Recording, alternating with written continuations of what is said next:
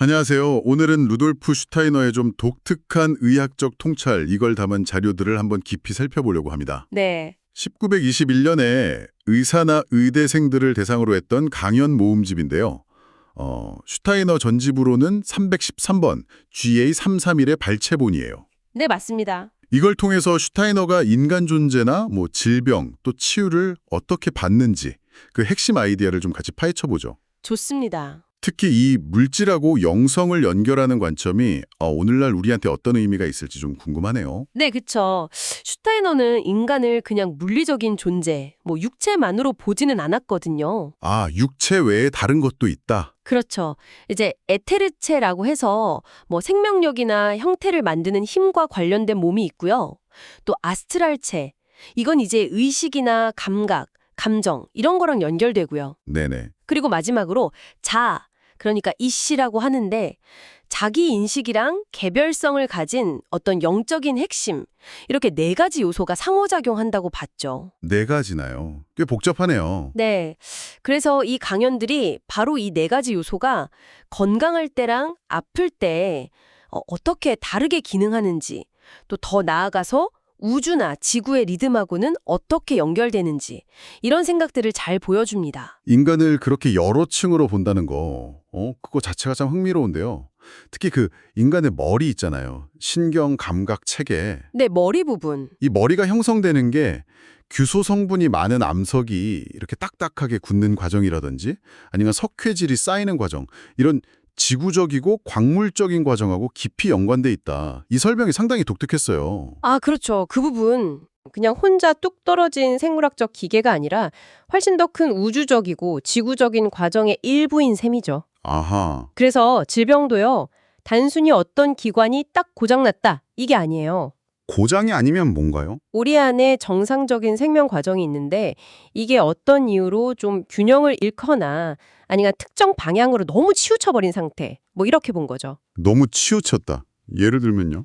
예를 들어서 끊임없이 걱정을 한다거나 마음이 너무 조급해요. 이런 마음 상태가 계속되면 가슴 부위의 호흡이나 순환체 같은 리듬 체계 있잖아요. 네, 리듬 체계. 거기에 영향을 줘서 아스트랄체, 그러니까 감정이나 의식과 관련된 기능이 좀 불균형해질 수 있다. 이렇게 설명해요. 과정 자체가 잘못된 게 아니라 뭐랄까 잘못된 위치에서 작동하거나 너무 지나치게 작동한다. 이런 거죠. 아, 질병을 균형이 깨진 과정으로 본다. 그러면 치료법도 당연히 달라지겠네요. 그렇죠. 건강할 때는 우리가 처리 못하는 어떤 특정 물질을 오히려 병든 상태의 유기체가 소화하고 극복하도록 돕는다. 이 치료 개념이 되게 신선했어요. 네네, 약간 도전을 통해 성장시키는 느낌? 맞아요. 그런 느낌. 네, 그런 관점에서 슈타이너는 자연에서 얻는 다양한 물질들, 예를 들면 식물, 광물, 금속 이런 것들을 좀 특별한 방식으로 가공해서요. 끓이거나 태우거나 하는 식으로요. 아, 가공을 해서요? 네, 그렇게 해서 치료에 활용할 수 있다고 봤어요. 예를 들어 비소, 알센 같은 경우는요. 신체 과정을 너무 아스트랄화한다. 그러니까 의식이나 감각 과정을 좀 지나치게 활성화시키는 경향이랑 연결을 시켜요. 비소가요? 좀 무서운데? 그렇죠. 근데 그래서 반대로 아스트랄 작용이 약해져서 생기는 이질이나 설사 같은 상태에는 이 비소의 작용을 반대로 활용할 수 있다. 이렇게 제안을 했죠. 아, 역으로 이용하는 거군요. 네. 또 물질 간의 극성 관계도 되게 중요하게 봤는데 가령 납, 핍이 있잖아요. 납은 주로 신경 감각계, 그러니까 머리 쪽에 작용하는 경향이 있고요. 반대로 은, 에이지는 신진대사, 사지체계, 그러니까 몸 아래쪽에 더 영향을 미치는 이런 상반된 특성이 있다고 본 거예요. 아, 납과 은이 그렇게 반대작용을? 흥미롭네요. 금속의 작용 방식도 세 가지로 나누던데요. 방사, 진자, 운동, 구체 형성 이런 거요. 네, 맞아요. 스탈롱, 펜덴, 룬덴. 네, 이걸 또 각각 자아, 아스트랄체, 에테르체의 활동이랑 연결지은 부분도 되게 복잡하면서도 뭔가 체계적인 느낌이었어요. 그렇죠. 납은 자아처럼 뭔가 수축하고 단단하게 만드는 힘, 주석은 아스트랄체처럼 리듬감 있게 확장과 수축을 반복하는 힘, 또 철은 에테르체처럼 생명력을 형성하는 힘, 이런 식으로 연결지어서 봤죠. 근데 이런 연결은 어떤 근거로 나온 건가요? 현대 과학이랑은 좀 다른 접근 같은데요. 맞아요. 슈타이너의 접근은 사실 현대 과학의 실험적인 증명 방식과는 좀 거리가 있어요. 이건 그의 어떤 영성과학적인 통찰과 관찰에 기반한 거라고 봐야죠. 아, 영성과학적 관찰. 네. 그러니까 물질 세계하고 영적인 세계 사이에 존재하는 어떤 깊은 상응관계, 이걸 탐구했다고 볼 수 있어요.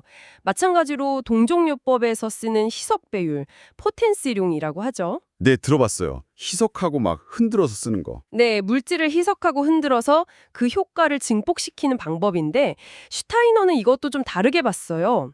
예를 들어 신체 하부, 그러니까 신진대사 관련 문제에는 낮은 희석 배율을 쓰고 머리 쪽 신경 감각계 문제에는 높은 희석 배율을 쓰는 식으로요. 아, 문제 부위에 따라 다르게. 네, 문제 부위에 따라서 다르게 적용해야 한다고 제안했죠. 그러니까 물질의 물리적인 양보다는 그 안에 담긴 어떤 힘이나 정보, 이게 더 중요하다고 본 거예요. 그렇군요. 물질 요법 말고 다른 접근법도 있었던 것 같은데요. 오이르트미, 나는 동장 예술을 언급했던 것 같아요. 아, 네. 오이르티미. 맞아요. 그건 슈타이너가 직접 개발한 움직임 예술인데요. 이걸 치료적으로도 활용할 수 있다고 봤습니다. 움직임으로 치료를 한다고요? 네. 특히 인체의 형성력, 그러니까 몸의 형태를 만들고 조각하는 그런 생명력이 부족하거나 혹은 너무 과잉일 때 이럴 때 도움이 될 수 있다고 제시했어요. 형성력. 예를 들면 머리가 좀 비정상적으로 큰 아이처럼 형태 발달에 불균형이 있을 때 특정 자음 소리에 해당하는 오이르티미 동작을 통해서 그 균형을 다시 찾도록 도울 수 있다. 이렇게 제안을 했죠. 아, 동작으로 그런 미묘한 힘에 영향을 준다. 네, 그렇죠.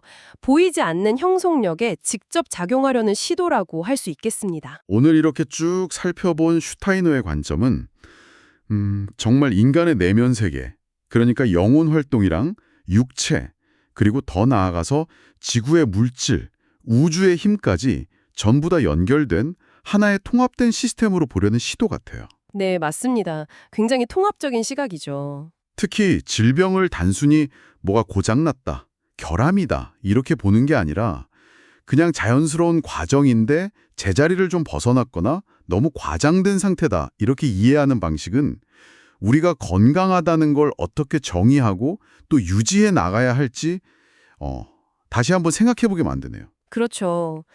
그래서 마지막으로 한번 이런 질문을 던져보고 싶어요. 듣고 계신 분들께도요. 네. 만약 질병을 잘못된 곳에 있거나 균형을 잃은 자연 과정으로 바라본다면 당신이 건강을 유지하고 또 삶의 균형을 찾아가는 방식에 어떤 변화를 가져올 수 있을까요? 슈타이너의 관점을 빌려서 스스로에게 한번 적용해보는 것도 꽤 흥미로운 탐구가 될 거라고 생각합니다.